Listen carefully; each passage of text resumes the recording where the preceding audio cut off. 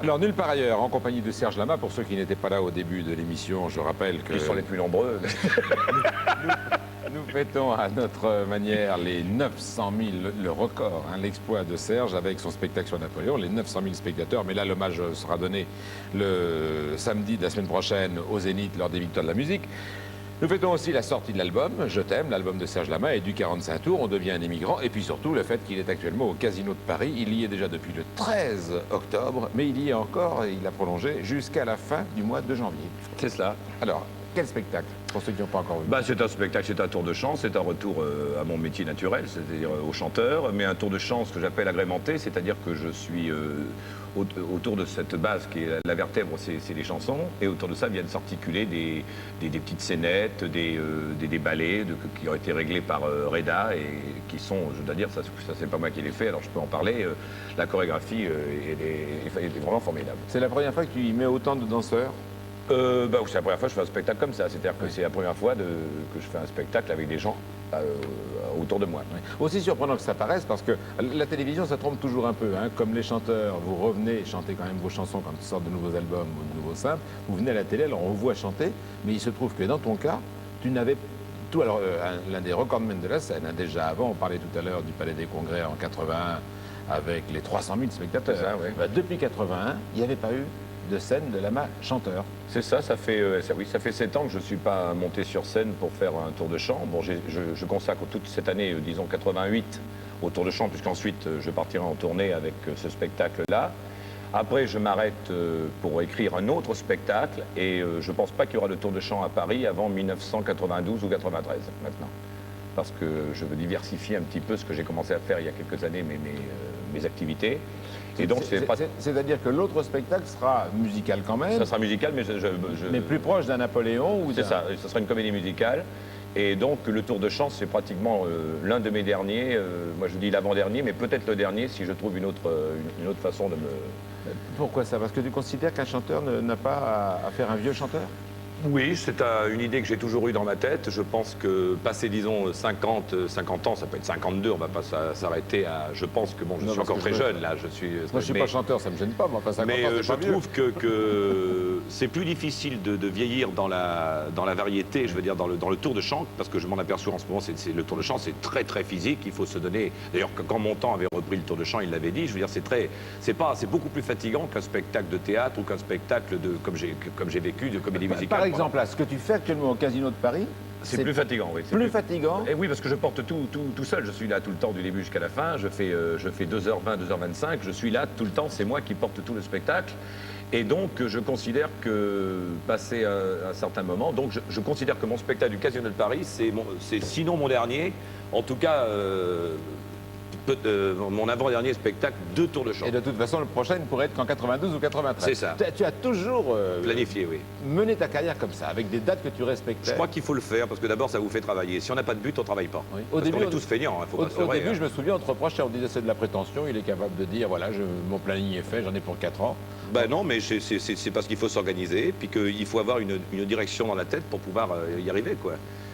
Moi, je me suis buté quand j'ai fait Napoléon contre tout le monde. Personne ne voulait que je le fasse. Maintenant, il faut que je sorte de Napoléon parce que c'est toujours pareil. Je porte le chapeau en ce moment. C'est le côté, ils appellent, même au casino, ils appellent pour savoir si c'est...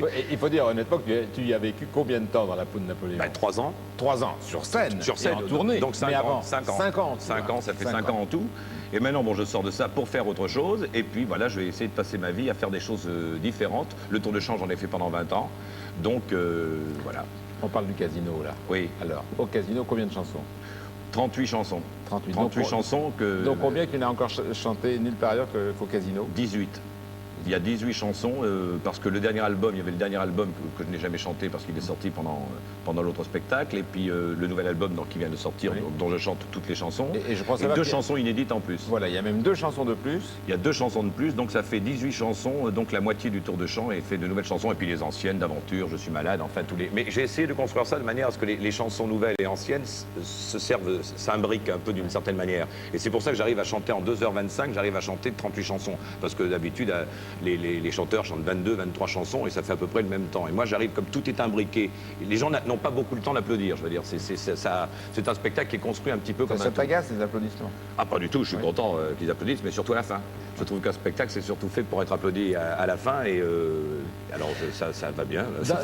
Ce qui m'a étonné dans le dernier album, c'est que un ami de toujours, et celui avec qui tu composes depuis quasiment 20 ans, qui était Yves Gilbert, pour une fois, il avait moins de musique de Gilbert. Bah, c'est-à-dire que Yves Gilbert, on travaille ensemble depuis, donc effectivement, depuis 66. Oui, raconte-moi comment tu l'as rencontré, parce qu'au fond, tu étais sur ton lit. Ben, c'est ce que je dis à la fin du spectacle. D'ailleurs, je l'ai rencontré, j'étais couvert de plâtre. Lui, il était couvert de dettes. J'ai enlevé mes plâtres et il a pu payer ses dettes. C'est un peu l'histoire et c'est vrai, il est arrivé, il était carrément au chômage, il était sans travail et donc il avait beaucoup de temps devant lui. Alors on a passé, j'ai été couché, on a fait monter un piano à la maison, chez un ami, et puis bon, on a composé nos premières chansons. Et justement... Et la moitié des tubes? Et une grande partie des tubes, il y en a aussi à Calice, quand même des tubes, j'ai fait pas mal de choses à Calice aussi qui sont des tubes. Mais bon, Yves, il a fait la musique des aventures, il a fait la musique des Ballons Rouges. Et donc, comme il y a beaucoup de chansons d'Yves dans les classiques, j'essaie de diversifier l'inspiration musicale, parce que sur 2h20, il faut quand même qu'il y ait des choses un petit peu différentes. Alors donc, là, dans le dernier 30, il a quatre musiques. Par contre, c'est lui qui a fait la musique intégrale de Napoléon, parce que là, c'était un tout. Mais là, cette fois-ci, donc c'est comme ça qu'on retrouve Jean-Claude Petit.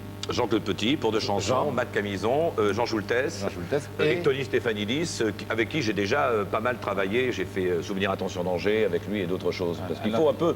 Moi, le métier, ça s'appelle les variétés, donc il faut que ça soit varié. Et comme moi, j'écris tous mes textes, ben, je ne peux varier qu'au niveau de la musique. Alors il faut qu'un petit peu tout ça, ça vive. Alors avant d'aller, tu vas me le rendre le micro, parce que sinon je te rends le micro à l'intérieur. Faut pas que j'emporte, c'est pas comme ça.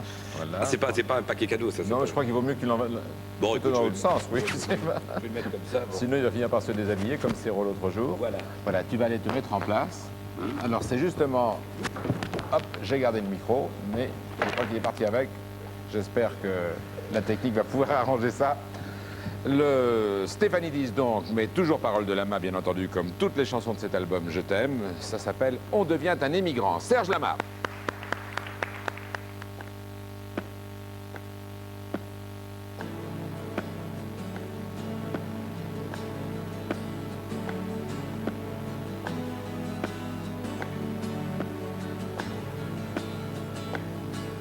On devient un émigrant quand on quitte le pays,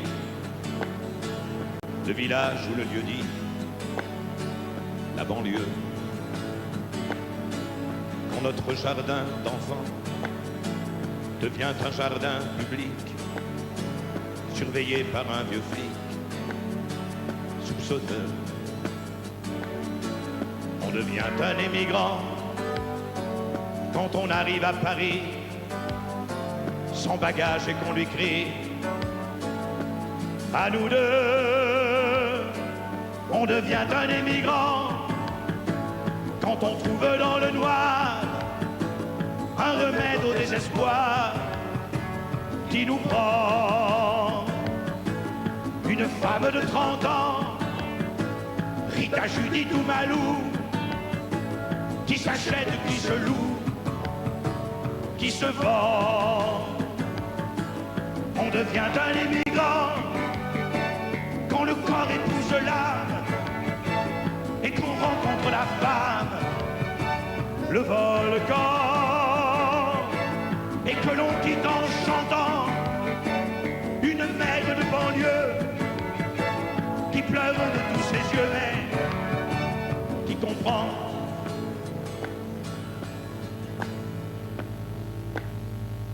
On devient un émigrant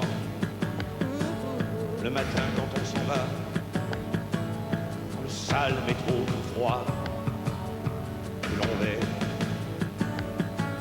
mais qu'on emprunte pourtant pour assurer la pitance et pour payer les vacances de juillet. On devient un émigrant quand la guerre nous déclare la guerre et qu'on a l'espoir fusillé. On devient un émigrant quand nos enfants nous renient, qu'ils nous chassent à petits cris de leur jeu, nous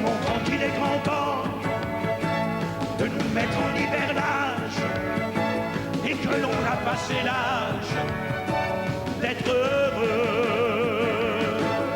Alors comme un immigrant, on redevient marginal, on arrive au marginal, au tournant, tassé comme un immigrant, dans un vieux rafiot bancal, qui a de l'eau dans les cales. Il est temps d'émigrer vers le soleil, des